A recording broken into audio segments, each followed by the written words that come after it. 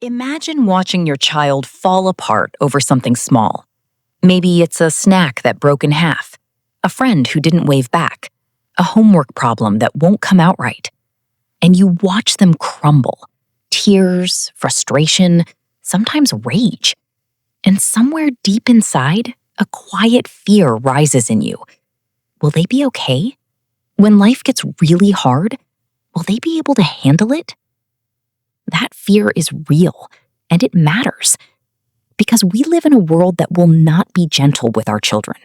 It will reject them, it will disappoint them. It will hand them losses they didn't see coming, failures they didn't deserve, and silences where they needed someone to answer. And here's the question that every parent eventually faces, late at night when everything is quiet. Am I raising a child who can survive that? Not just survive, but truly handle it. Pick themselves up, reach inside and find something steady. The answer is yes, it's possible, but it doesn't come from what most parents think. Because resilience, real, deep, lasting resilience, is not something you build by making life harder for your child. It's something that grows quietly in the space between you and them. And in this video, we're going to follow that story all the way to the roots. Meet Sarah and Liam. Liam is 7 years old. He's the kind of boy who laughs loudly and feels deeply, and his mother Sarah loves that about him. She also worries about it constantly. Because Liam doesn't bounce back quickly. When something goes wrong in his world, he doesn't shake it off the way other kids seem to. He sits with it, carries it. And sometimes, at dinner or in the car or right before bed, it floods back out of him. In tears, in frustration, in the words, "It's not fair," delivered with a grief that feels too large for a 7-year-old. Last Tuesday, something small happened. Liam's best friend Marcus chose someone else to be his partner for the science project. That was it. Nothing dramatic, nothing cruel, just a small, ordinary disappointment of childhood. But when Liam got in the car that afternoon, he sat in silence for 3 full minutes. Then he said, "Marcus doesn't want to be my friend anymore." Sarah's first instinct, every parent's first instinct, was to fix it. "I'm sure he still wants to be your friend. You two are best friends. Maybe he just wanted to work with someone new. That happens. You'll be fine." Liam looked out the window. His jaw tightened.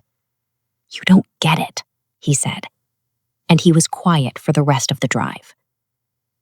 Now, here's the part most parents don't realize in that moment. When Sarah tried to reassure Liam, when she offered the logical, loving explanation, she wasn't doing anything wrong. She was trying to protect him. She was doing what love looks like from the outside. But from the inside? From inside Liam's chest, where something was hurting and asking to be felt, the reassurance arrived like a door closing. "You're fine. Move on. It's not that big a deal." That's not what he heard Sarah say, but that's what his heart heard. And here's what child psychologists have observed for decades in homes and therapy rooms and research settings around the world. When a child's emotion is redirected before it's acknowledged, the child doesn't feel better. They feel alone. Not unloved, alone. And there's a difference. What resilience actually is. Because most parents picture it wrong. When they imagine a resilient child, they picture someone who doesn't cry much, who brushes things off, who hears no and keeps going without missing a beat. Someone tough, composed, unshakable. But that's not resilience. That's suppression. And there's a world of difference between the two. A truly resilient child is not someone who doesn't feel hard things. They're someone who feels hard things, fully, honestly, without shame, and then finds their way back. Think of it like this. Imagine 2 trees in a storm. One tree is young but rigid. It doesn't bend. The other is rooted deep and flexible. It bends dramatically in the wind, but it doesn't break. After the storm, the rigid one is the one with the damage. Children who are taught to suppress their emotions don't become stronger. They become more brittle. They learn to hide the storm, not survive it. And there's a painful irony here. The very parents who most want their children to be resilient, who most desperately want to protect them from unnecessary pain, sometimes accidentally undermine the one thing that builds it. Because real resilience is not built in the absence of difficulty. It's built in the presence of a safe person. Child psychologists who study what allows some children to recover from hardship, loss, instability, rejection, failure, have consistently found the same thing at the center of their resilience. Not strength, connection. Specifically, at least one relationship where the child felt deeply, consistently safe to feel whatever they felt. One person who didn't flinch when the child was sad, who didn't rush them through the hard moment, who could just be there. The researchers called it a secure base, but what it really means is this. The child knew, at a cellular level, the kind of knowing that goes deeper than words, that their emotions would not make them unlovable. That knowledge is the architecture of resilience. Without it, children don't learn to manage difficulty. They learn to manage what they're allowed to show you about it. And those are very different things. The science behind the safety. Here's where it gets fascinating. In one long-running study of children who had experienced significant hardship in their early years, poverty, instability, loss, researchers went back decades later and looked at the adults those children had become. They expected to find damage, and some did show it. But a surprising number had not just survived, they had thrived. By every measure, emotional health, relationships, professional stability, they were doing well. And when the researchers dug into why, the answer was almost always the same. Somewhere in their childhood, there had been a person, a parent, a grandparent, a teacher, a neighbor, someone who had seen them, truly seen them, and not looked away. Someone who said, with words or just with presence, "You matter. What you feel matters. I'm not going anywhere." That single relationship, sometimes just that one, had protected them through everything else. This is what psychologists mean when they talk about building resilience. They're not talking about obstacle courses. They're not talking about teaching children to fail gracefully or exposing them to controlled discomfort. They're talking about something quieter, more intimate. They're talking about whether the child fundamentally believes that they are safe to be human in front of you. Back to Liam. That night, after the quiet car ride, Sarah couldn't stop thinking about the look on his face when she'd tried to reassure him. The closed-off jaw, the turned window, the "you don't get it." She'd heard that phrase before, more than she liked. And it had always stung, because she did get it. She was trying so hard to get it. But she was starting to wonder if trying to make the hurt go away was actually the same thing as getting it. At bedtime, instead of coming in with answers, she came in with just herself. She sat on the edge of his bed, didn't say anything at first. Then, "I've been thinking about Marcus all day. That must have really stung."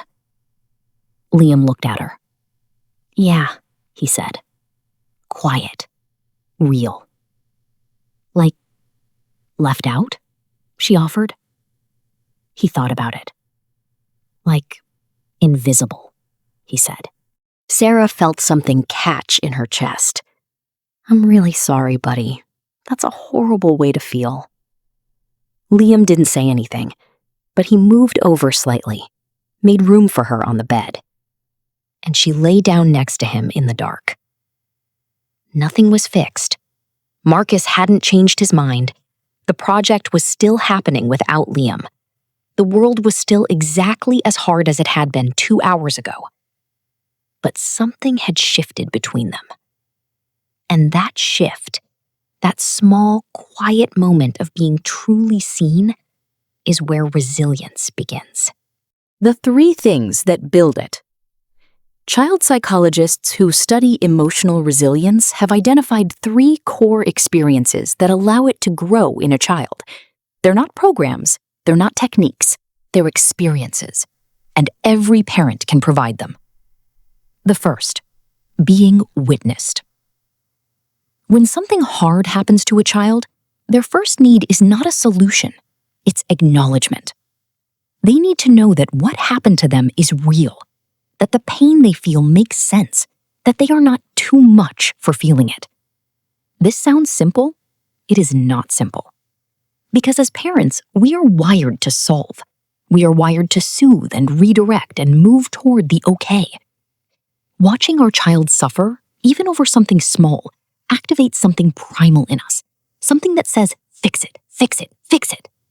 But when we rush past the feeling, even with kindness, even with love, we accidentally send a message. This feeling is a problem that needs to end. And children internalize that. Over years, across hundreds of small moments, they learn, when I feel something hard, I should make it go away. Not process it, not understand it. Make it go away. And that is the opposite of resilience. A witnessed child is different. A witnessed child learns, when I feel something hard, I can bring it to the surface. I can sit with it.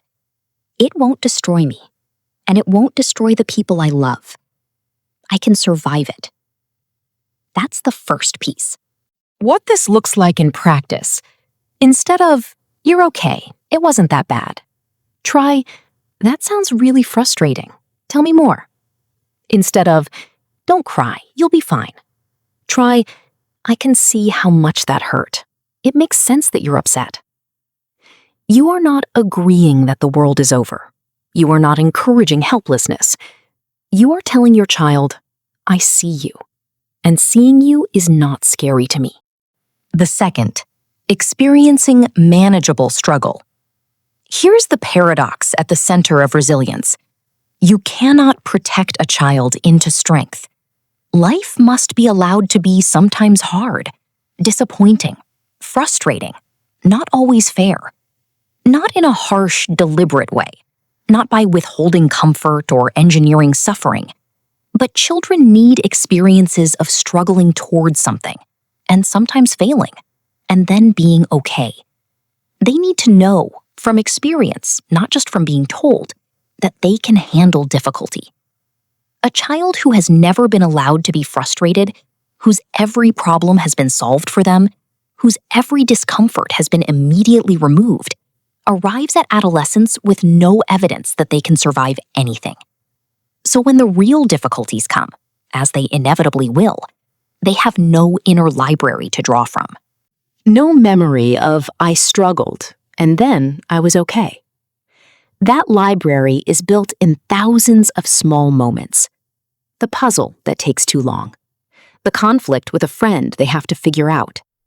The homework problem they have to sit with before the answer comes. The goal they didn't reach the first time. Your job is not to remove those experiences. Your job is to be the safe presence beside them while they live through them. Think back to Liam. A few weeks after the Marcus incident, a different kind of day. Liam was trying to build something, a small model from a kit he'd gotten for his birthday. He'd been at it for 40 minutes, and the pieces kept slipping.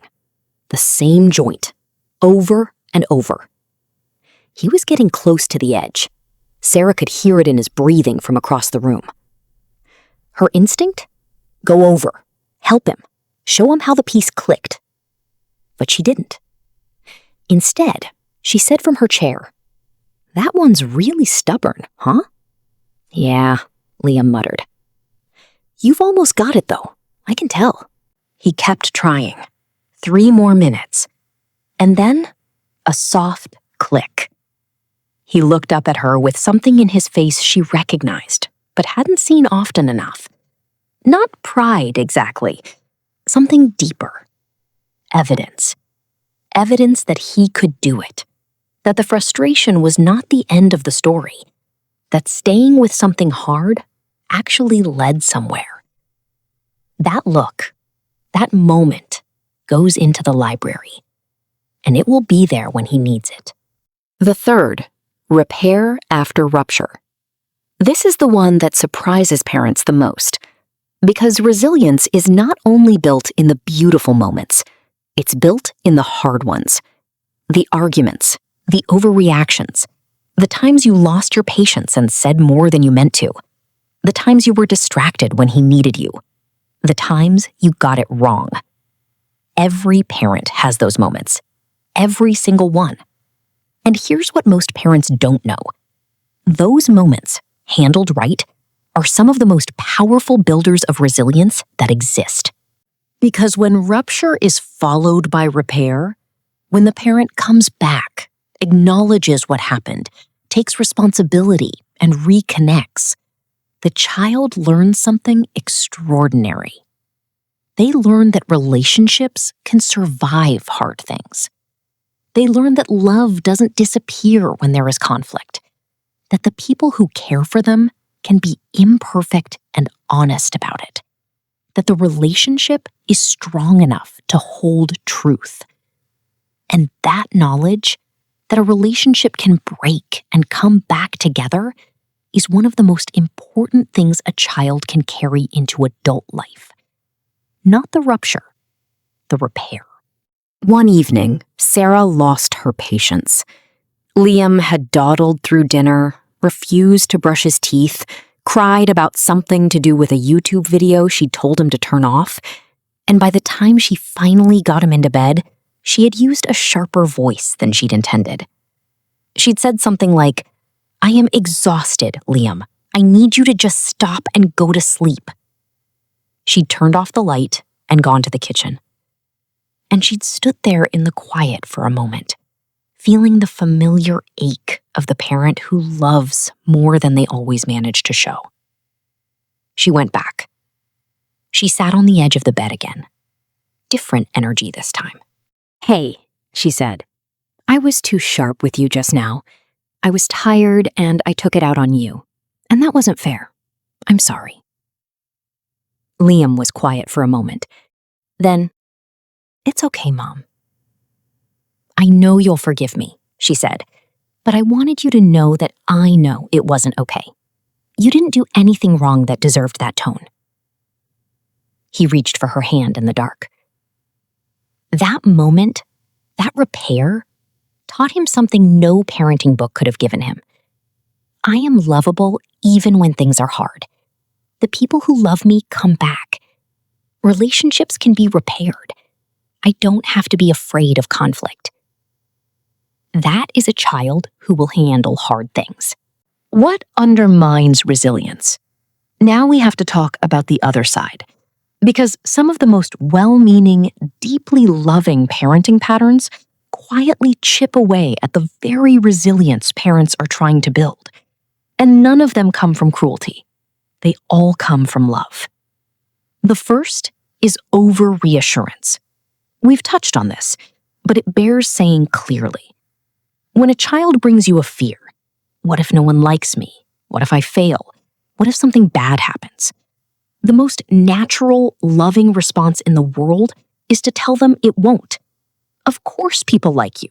You're wonderful. You're going to do great. Nothing bad is going to happen. And sometimes that's fine. Sometimes a child just needs a calm voice and a hug. But when over-reassurance becomes the consistent pattern, when every hard feeling is met immediately with, "You're going to be fine," children learn something we don't intend to teach them. They learn that their hard feelings are problems to be solved, not experiences to be survived. They learn that uncertainty is intolerable and must be resolved immediately. And then, when real uncertainty comes, when you genuinely can't promise them it will be okay, they have no muscles for it. A more powerful response to a child's fears is not reassurance. It's companionship in the feeling. I hear you. That sounds really scary. I'd feel nervous too. And I'm going to be right here with you. The second is rescuing from natural consequences. When a child forgets their homework and a parent drives it to school. When a child hurts a friend's feelings and a parent smooths it over before the child has to face it. When a child loses at something and the parent restructures the situation so they don't feel the loss. Every one of those rescues, in the moment, looks like love. Across time, they communicate something else. You are not capable of handling the results of your choices. I will catch you before you have to. And children raised in that pattern arrive at the world unsure whether they can manage anything on their own. Natural consequences, handled with empathy, not coldness, are not punishments. They are teachers, and they are among the most effective ones. The third is emotional dismissal. Stop crying. You're being dramatic. That's nothing to be upset about. You need to toughen up. Most parents don't say these things cruelly. They say them because they're worried, because they want their child to be strong, because they're uncomfortable watching suffering and don't know what else to do. But here's what a child hears.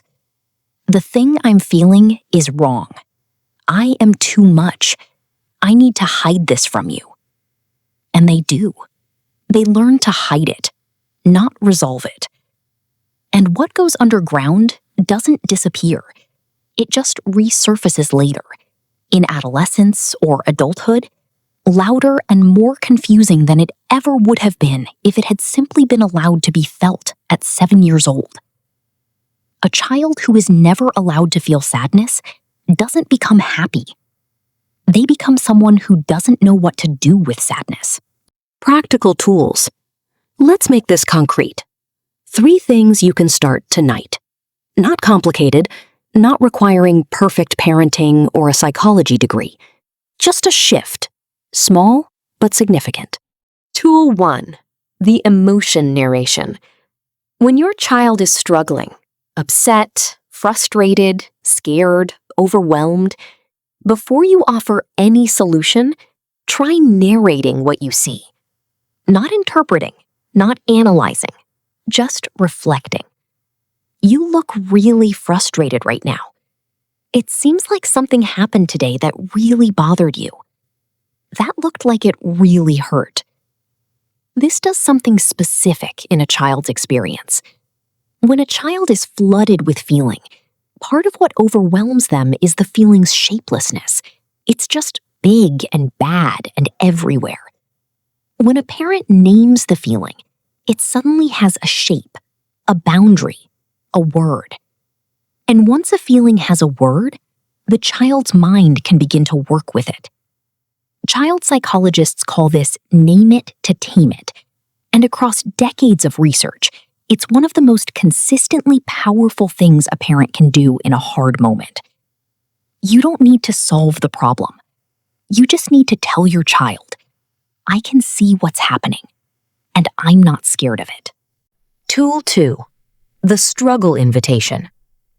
The next time your child is in the middle of something hard, a puzzle, a conflict, a homework problem, a fear, resist the instinct to fix. Instead, use this. I know this is tough. I think you can figure it out. I'm right here if you need me. And then, wait. This does 3 things at once. It validates that it's hard, so the child doesn't feel inadequate for struggling. It expresses confidence in their capacity, which they will absorb even if they don't show it. And it offers safety without removing the challenge. The child gets to struggle, and they get to feel you there. That combination is where the library gets built. One important note, if they come to you after genuinely trying and still need help, help them.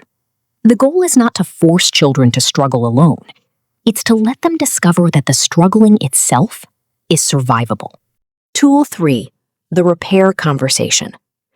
Most parents apologize to their children in passing. "Sorry I was grumpy earlier, honey." A soft acknowledgement, quickly moved on from. Try something more intentional. When you've had a hard moment with your child, when you lost your patience, said something too sharp, were distracted when they needed you, come back and say 3 things. First, name what happened. "I raised my voice at you earlier." Second, take responsibility without shifting it. "That wasn't okay. You didn't deserve that." Third, reconnect. "I love you, and I want you to know that even when I make mistakes, I always come back." You don't need to be a perfect parent to raise a resilient child. You need to be a parent who comes back. Because what a child is building through every repair is a model of how relationships work.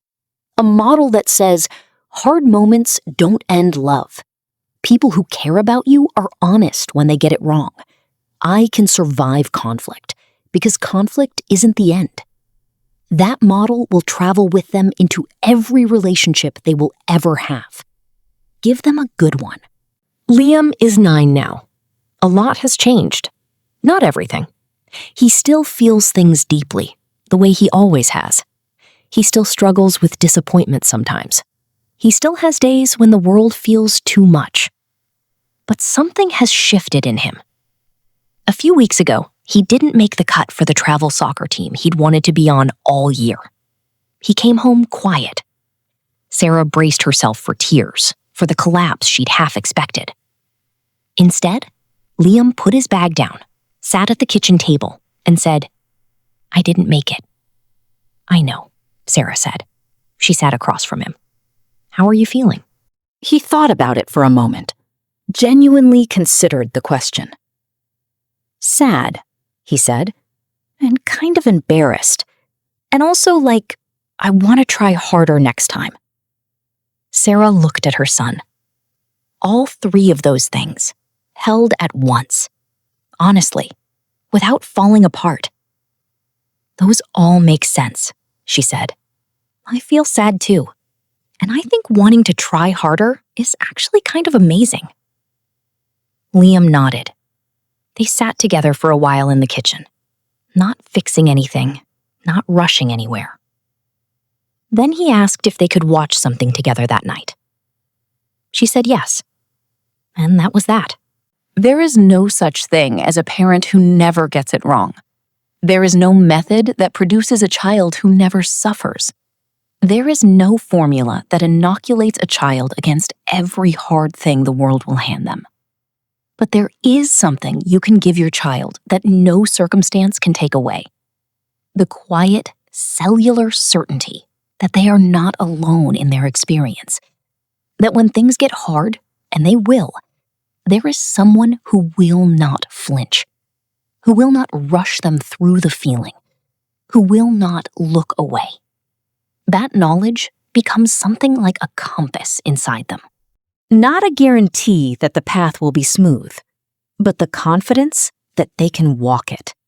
That's what you're building in all the small moments, the car rides, the bedtimes, the dinner table conversations, the repairs after the hard nights. You're not building a child who won't feel pain. You're building a child who knows they can survive it. And the distance between those 2 things is everything. If something in this video touched something in you, if you thought about your own child, or maybe the child you once were, I'd love to hear about it. Leave a comment below. Tell me which part stayed with you. And if there's a parent in your life who needs to hear this, someone in the middle of the worry, doing their best, share this with them. Because this kind of parenting doesn't happen in a vacuum. It happens when parents feel seen too. I'll see you in the next one.